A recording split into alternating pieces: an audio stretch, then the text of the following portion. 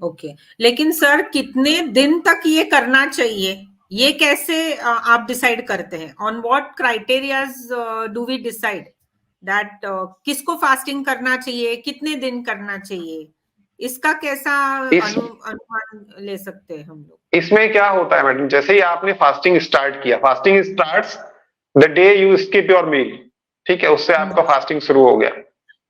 Right. पहले दिन आपको भूख लगेगी, दूसरे दिन और ज्यादा भूख लगेगी, तीसरे दिन भूख थोड़ी कम हो जाएगी, और फोर्थ डे आपकी भूख पूरी चली जाएगी। और उसके बाद तो ऐसा हो जाएगा कि अगर आपको फूड की स्मेल भी आती तो आपको नोजिया या वॉमिटिंग तक हो सकती है, क्योंकि शरीर तब अपने रिजर्व फूड पर काम करना शुरू कर देता है। अब इस फास्टिंग के दौरान बहुत जरूरी है कि आप फिजिकल रेस्ट लें, क्योंकि शरीर जो फैट से एनर्जी निकालता है तो उतनी मात्रा में नहीं निकालता है कि जितना जिससे आप दौड़ सके, भाग सके, है ना, आपकी मेटाबॉलिक प्रोसेस को हैंडल करने के हिसाब से निकालता है। तो आप ज्यादा से ज्यादा रेस्ट करें उस दौरान, और उस फास्टिंग को आगे बढ़ने दें, तो फास्टिंग को ज्यादा समय मिलेगा। और फिर धीरे धीरे 1 वीक हो सकता है, 2 वीक हो सकता है, 3 वीक हो सकता है, शरीर खुद बोलेगा कि उसे कब खाना खाना है, उसको बहुत अच्छी भूख आएगी। दूसरे मोस्टली 7 डेज में एक साइकिल कंप्लीट हो जाता है, जो एक नॉर्मल व्यक्ति है, नॉर्मल बिल्ड का है, after 7 days he will develop good hunger. फिर उसे धीरे धीरे धीरे धीरे फूड सप्लाई करते हैं, उसका भी प्रॉपर रिवर्स फीडिंग का सिस्टम है। ऐसा डायरेक्टली कुछ भी खाना नहीं दे सकते उसको, क्योंकि उसकी पूरी डाइजेस्टिव सिस्टम सीज हो चुका है।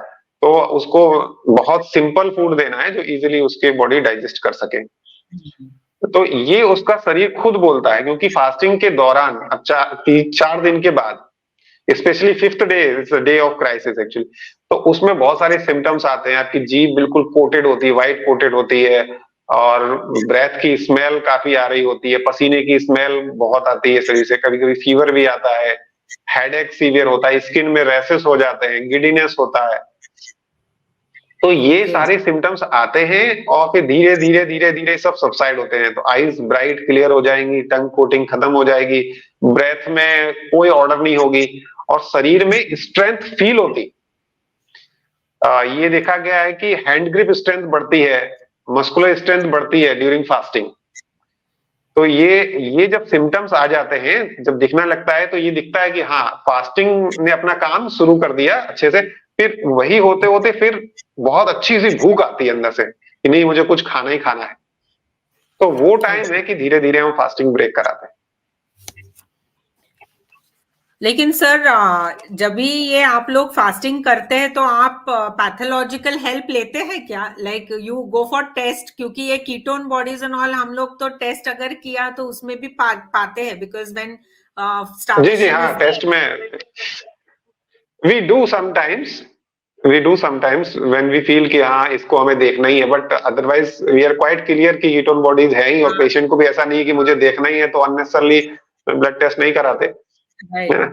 और भी कुछ कुछ मजेदार चीजें देखने को मिलती हैं फास्टिंग में। पल्स रेट जो है ना, शुरू में पहले दूसरे दिन बढ़ेगी, 100 तक पहुंचेगी, उसके बाद धीरे धीरे तीसरे चौथे दिन वो 60 पर आ जाएगी, 60, 64, 54 to 64 के बीच में। और जिनको नींद बहुत कम आती है, इंसोम्निया है, उनको बहुत नींद आएगी, खूब सोएंगे वो लोग मजे से। और जिनको ज्यादा नींद आती है, उनकी नींद चली जाएगी, वो 2-3 घंटे ही सोएंगे। ये भी पैटर्न आपको देखने को मिलेगा फास्टिंग में। हर एक रिएक्ट अलग करता है शायद बॉडी। जी जी जी, क्योंकि जी मैडम, एक्चुअली क्या है कि हम लोग जब दवाइयां देते हैं तो क्या करते हैं, कोई भी हमें डिसीज हुई तो मेडिसिन देके हम सिम्टोमेटिक जो मेडिसिन होती है तो सप्रेस करते हैं सिम्टम्स को। और जब फास्टिंग करते हैं ना, तो रिवर्स अकर होता है कि जो आपके डिसीज के सिम्टम थे ना, वो एग्रेवेट होके बाहर निकलते हैं। तो जैसे कोल्ड कफ के पेशेंट हैं तो उनमें कफिंग वगैरह सब म्यूकस बाहर निकलेगा, तो वो रिवर्स सिम्टम्स सारे डिसीज के दिखेंगे, और फिर धीरे धीरे धीरे धीरे वो सबसाइड होंगे। तो इसलिए आपकी क्या रोग है, क्या परेशानी, उसके हिसाब से आपके जो हीलिंग क्राइसिस सिम्टम है वो डिफर कर सकते हैं। लेकिन जो हम लोग नेचुरोपैथी में सही से कराते हैं ना फास्टिंग, पूरा क्लेंजिंग करा के, तो ये जो प्राइमरी विड्रॉल सिम्टम्स है वो बहुत कम हो जाते हैं। ओके, बहुत ज्यादा हेडेक हो या नोजिया, वॉमिटिंग, लूज मोशन, ये सब कम हो जाती है क्योंकि हम पहले से ही काफी क्लिनजिंग, बबल क्लिनजिंग करा देते हैं। तो बबल क्लिनजिंग पूरी हो जाती है, लेकिन लीवर की क्लिनजिंग है, किडनी क्लिनजिंग है, मसल से क्लिनज होके मटेरियल आना है, तो उसमें टाइम लगता है। वो तो धीरे धीरे फास्टिंग की प्रोसेस से ही होगा, उसे हम एनीमा से तो कर नहीं सकते हैं, ना किसी डाइट से कर सकते हैं।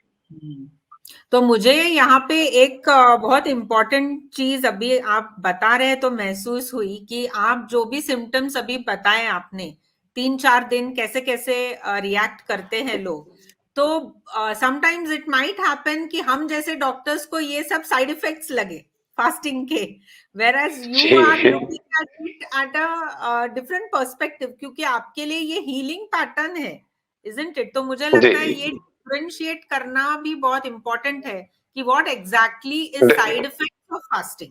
तो आप साइड इफेक्ट्स किसे बोलेंगे फिर? फास्टिंग के साइड इफेक्ट्स है तो क्या किसे बोलेंगे?